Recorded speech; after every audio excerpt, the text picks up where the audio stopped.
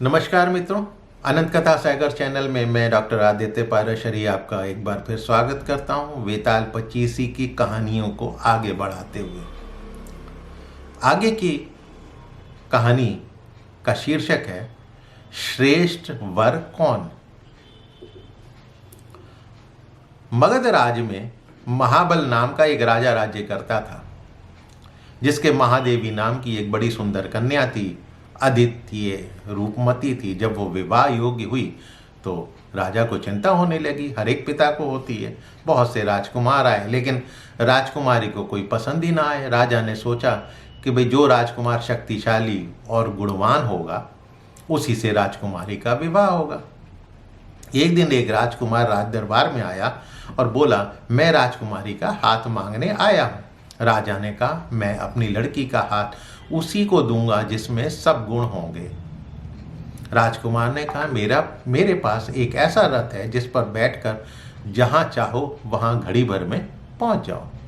राजा बोला, ठीक है, कुछ दिन इंतजार करें, मैं राजकुमारी से पूछकर बताता हूं। फिर एक दिन एक और राजकुमार आया। उसने कहा कि मैं त्रिकालदर्शी हूं, मैं भूत, वर्तमान और भविष्य तीनों की बातें बता सकता हूं।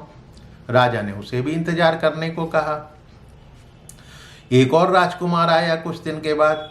उससे पूछा कि भैया आप में क्या गुण है। तो कहता कि मैं धनुर्विद्या में निपुण हूं, धनुष चलाने में मेरा कोई मुकाबला नहीं कर सकता। इस तरह 3 वर इकट्ठे हो गए। तो राजा सोचने लगा कि कन्या एक है, राजकुमार 3 हैं, तीनों ही सुंदर और गुणवान हैं, क्या करे। इसी बीच एक राक्षस आया और राजकुमारी को उठाकर वो विंध्याचल पहाड़ पर ले गया। तीनों वरों में से जो त्रिकालदर्शी था, राजा ने उससे पूछा तो उसने बता दिया कि एक राक्षस राजकुमारी को उड़ाकर ले गया है और वो विंध्याचल पहाड़ पर है। दूसरे ने कहा कि मेरे रथ पर बैठकर चलो, जरा सी देरी में वहां पहुंच जाएंगे। तो तीसरा बोलता है कि मैं शब्द बेधी तीर जलाना जानता हूं, राक्षस को मार गिराऊंगा। वो सब रथ पर चढ़कर विंध्याचल पहुंचे और राक्षस को मारकर राजकुमारी को बचा लाए। अब ये सुनाकर वेताल बोलता है, हे राजन, न्यायी विक्रमादित्य, अब तुम न्याय करो कि वो राजकुमारी इन तीनों राजकुमारों में से किसको मिलनी चाहिए। सभी में तो गुण हैं।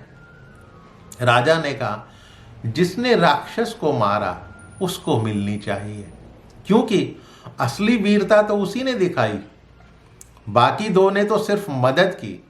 राजा का इतना कहना था कि बेताल जो है फिर से जाकर पेड़ पर जा लटका और पुरानी कहानी की तरह विक्रमादित्य ने उसको फिर पेड़ से उतारा और कंधे पर रखकर फिर आगे चलने लगा।